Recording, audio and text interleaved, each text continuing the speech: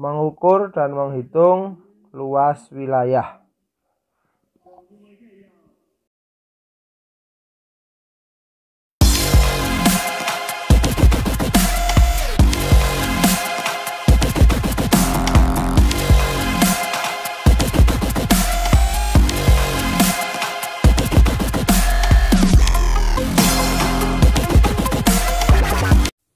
Assalamualaikum warahmatullahi wabarakatuh.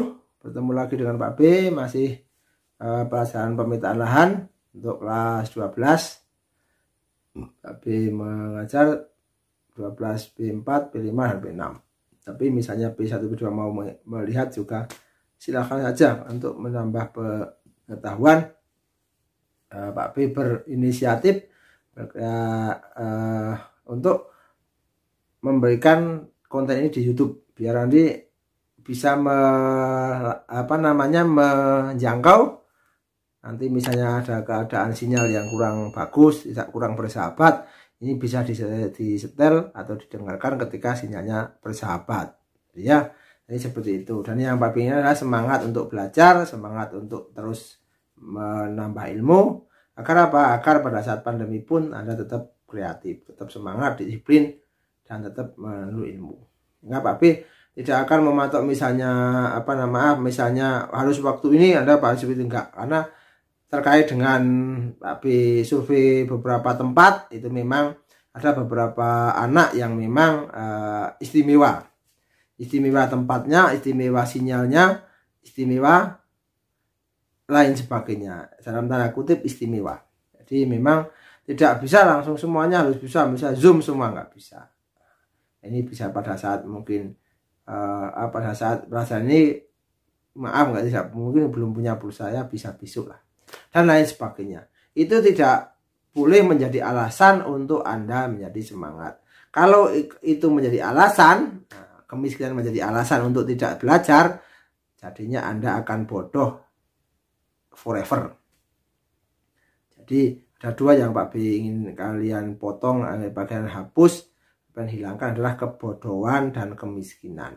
Karena biasanya dua ini adalah biasanya berkolaborasi dengan sangat bagus. Kolabnya bagus. Orang miskin bodoh, orang bodoh itu jadi miskin, dan lain sebagainya. Lupa ada orang miskin pintar, nanti akan jadi kaya. Nah, orang bodoh kaya akan jadi pintar. Terus belajar kan nanti ngundang guru dan sebagainya akan jadi kaya. Tapi sudah miskin bodoh, ngeyelan. Nah, itu kan berat, tidak ada pilihannya. Semoga Anda tidak dimasuk yang itu. Kalau misalnya keadaan saat ini misalnya ekonominya seperti itu, yakinlah Anda suatu saat akan menjadi orang yang sukses. Oke, seperti itu. Tetap semangat mencari ilmu.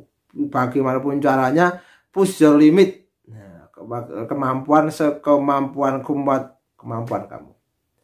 Semaksimal kalian, semaksimal Anda push your limit. Jadi semaksimal Anda untuk semangat untuk mengejar. Jadi Pak B juga dari awal, dari mulai sekolah itu sudah push your limit. Kemampuan ditentukan atau dipush atau dikerahkan. Jangan sebelum-belumnya sudah menyerah dengan keadaan. Nanti ya tadi itu Pak B nanti akan menjadi miskin seumur hidup, bodoh seumur hidup. Mau nggak? Kalau Anda hari ini tidak keras terhadap diri Anda, kalau masih muda nggak keras terhadap diri Anda, yakinlah keadaan akan keras terhadap diri Anda ketika tua. Dengan bodoh, dengan miskin. Tapi kalau Anda ikhlas seperti itu, silahkan saja. Tapi Pak B di sini sudah menuntut bahwa kalian yang pernah ketemu dengan Pak B, semoga sukses. Nah, itu tadi ini adalah solih atau solihah, sehat dan sukses. Nah, sebenarnya itu seperti itu. Oke, kita lanjutkan yang bab yang kelima adalah masih sekarang penghitungan luas wilayah atau mengukur luas pada poligon tertutup. Tertutup tapi ini sebenarnya sudah ditentukan, titik-titiknya sudah ditentukan, koordinatnya sudah ditentukan, tinggal mengukurnya. Mengukurnya biasanya dari tengah kalau menggunakan nih. Dalam mengukur luas lahan perkebunan atau pertanian atau yang lain biasanya tidak persegi atau tidak segitiga. Akan tetapi segi banyak baik yang beraturan maupun segi banyak tidak beraturan. Jadi seperti itu contohnya, ini kan segi ini, kali ini segini beraturan, nah, segi banyak tapi beraturan. Dan juga yang tadi segi yang tidak beraturan. Nah, misalnya ini ya. Nah, Pak B ya, ini kan segi ini tidak beraturan. Nah, ini segi banyak tidak beraturan, kan sebenarnya banyak tidak beraturan. Ya, itu mengukur. Untuk itu diperlukan patok atau batas-batas wilayah tersebut. Setelah itu baru kita bisa mulai mengerjakan pengukuran, terutama mengukur luas wilayah. Luas adalah jumlah area yang terproyeksi pada bidang horizontal dan dikelilingi oleh garis-garis batas. Nah, kalau kita adalah patok, misalnya ini patoknya kan banyak, jadi ada 1, 2, 3, 4, 5, 6, 7 misalnya ya, 1, 2, 3, 4, 5, 6. Nah, itu contoh adalah ini adalah wilayahnya seperti itu. Metodenya ada dua macam, diukur pada gambar situasi. Jadi gambarnya petanya diukur. Yang kedua diukur menggunakan data jarak dan sudut secara langsung. Diperoleh di lapangan. Nah, ini pengukuran langsung dan hasilnya lebih teliti, lebih akurat. Karena kita akan seorang surveyor atau seorang pengukur itu akan tahu keadaan yang sebenarnya di sebuah tempat tersebut. Bisa lahan perkebunan, pertanian, atau yang lainnya. Metode pengukuran luas. Jadi metode pengukuran luas ini metode 1. Ini ada 10 metode sebenarnya pengukuran luas itu. Dalam sebuah misalnya lahan itu ada lahan itu bisa ya tadi bisa segi 4, segi 3 tidak beraturan, segi 3 beraturan, sama sisi sama kaki, atau segi banyak tidak beraturan atau segi banyak beraturan. 1 metode diagonal dan tegak lurus. Itu metode yang pertama, menggunakan diagonal misalnya gini dan tegak lurus. Itu biasanya digunakan misalnya dalam bentuk yang segitiga. Terus metode pembagian segitiga, metode trapesium. Yang keempat metode offset. Yang kelima offset itu ya diukur sendiri-sendiri, spot-spot. Yang kelima metode offset titik-titik pusat. Nah, karena mungkin ada jurangnya di mana itu diukur sendiri-sendiri. Yang keenam metode Simpson atau lengkung ya. Yang ketujuh metode jarak meridian ganda atau jalin-jalin tertutup. Yang kedelapan metode koordinat tegak. Yang kesembilan metode kisi-kisi. Yang kesepuluh metode planimeter. Nah, menggunakan ujung pelacak tipe kutub. Jadi nanti ada ujungnya itu ada garisnya itu ada untuk mendeteksi atau mencatat data. Yang akan Pak B sampaikan di sini adalah menggunakan metode yang kedua adalah menggunakan metode pembagian segitiga. Contohnya seperti ini. Jadi nanti kalau sudah ditentukan titik-titiknya kalau data sudah ada, menentukannya menggunakan dari tengah. Jadi arah utara nanti tentukan ini jaraknya diukur. Nah, sama jaraknya kan benang atas, benang bawah, terus tinggi alat dan sebagainya. Itu diukur dulu. Kita melakukan pengukuran dan sebagainya. Ini adalah dengan metode pembagian segitiga. Jadi segitiga 1, 2, 3, 4, 5, 6, 7. Nah, jadi ada segitiga. Ada 7 segitiga. Tergantung semakin luas wilayahnya, semakin tidak beraturannya, berarti segitiganya semakin banyak. Luas wilayahnya semakin luas itu tidak beraturan, lekuk-lekuk itu segitiganya semakin banyak. Itu yang perlu kalau semakin banyak segitiganya, nah, berarti ketelitiannya semakin bagus. Kalau misalnya luas wilayahnya nggak begitu banyak sih, luas wilayahnya misalnya bentuknya kotak misalnya kan mudah sekali, hanya beberapa patok diukur, dihitung selesai. Tapi kalau banyak itu harus ini. Nanti ada yang ke sini, ada yang ke sana. Jadi ini kalau yang ke sini, kalau yang searah jarum jam berarti sudutnya semakin membesar dari 0 ya ke 40, ke 50, 90 dan sebagainya, semakin membesar sampai terakhir ke 360 atau ke 0 lagi. Sementara kalau yang ke kiri atau yang berlawanan dengan arah jarum jam berarti sudutnya semakin kecil dari paling besar 360 ke 270, 220 dan sebagainya terus sampai ke 0 lagi atau 360 derajat.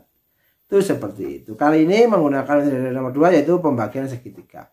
Oke, sekarang prosedurnya atau langkah-langkahnya dulu pernah dipraktekkan. Langkah pertama adalah persiapan alat. Itu wajib. Ketiganya Anda menggunakan apa saja, menggunakan tudung dan sebagainya, menggunakan sepatu, boot dan sebagainya. Kalau misalnya di lahan beton menggunakan sepatu, boot, kaos tangan, topi dan sebagainya ya.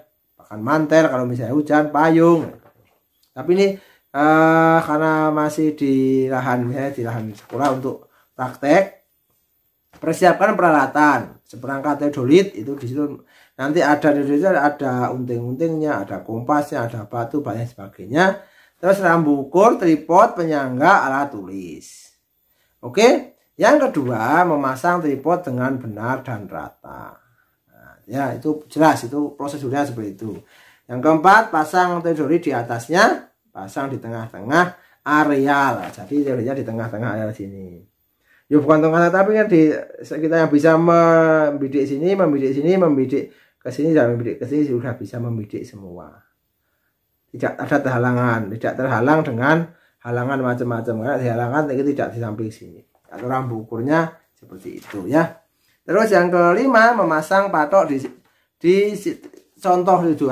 Pasang patok ini sudah dipasang 1 2 3 4 5 6 7 dipasang ya, patoknya dipasang nih. Itu contohnya. Terus pengukuran, mulai mengukur di set ke arah utara. Nah, ini mengarah ke utara dulu. Nek mau langsung baku ya ketika patoknya di utara dikasih patok dulu, tapi kan patoknya sudah ada tempat-tempatnya itu udah. Nah, ya. Oke. Terus pengukuran membentuk segitiga sembarang. Nah, segitiga sembarang karena jarak antara 0 dengan A, 0 dengan dan sebagainya itu tidak sama panjang. Hitung jaraknya, misalnya dari 0 ke A. Nah, mana? Ya, atau 0 ke angka 1, 0 ke 1. Berarti kan BA min BB kali 100. Nah, terus ketahuan. Nah, setelah itu dihitung jaraknya, jarak. Ini membentuk satu kesatuan. Nah, sekarang luas segitiga berapa? Luas segitiga adalah setengah A kali B atau kalah ya. Kali sin alfa. Sin alfa sin yang dibentuk ini. Sin dibentuk dari dua pembidikan itu, dari dua garis ini. Jadi misalnya kalau ke kanan berarti misalnya 40 derajat. 40 derajat 30 menit. Misalnya 2 detik misalnya. Di sini ya. Berapa? Berarti luas segitiga ini adalah setengah A kali B kali sin alfa. Terus dihitung semua. Sudutnya yaitu ini tambah ini sampai ke sini 90, berarti kan ini 40, ke sini 50. Terus dihitung atau sama juga kalau kebalikannya. Dihitung dengan luas adalah segitiga setengah kali A kali B kali sin alfa. Terus ketemunya semuanya adalah tinggal dijumlahkan. Luas lahan ini adalah luas segitiga 1, 2, 3, 4, 5, 6, 7.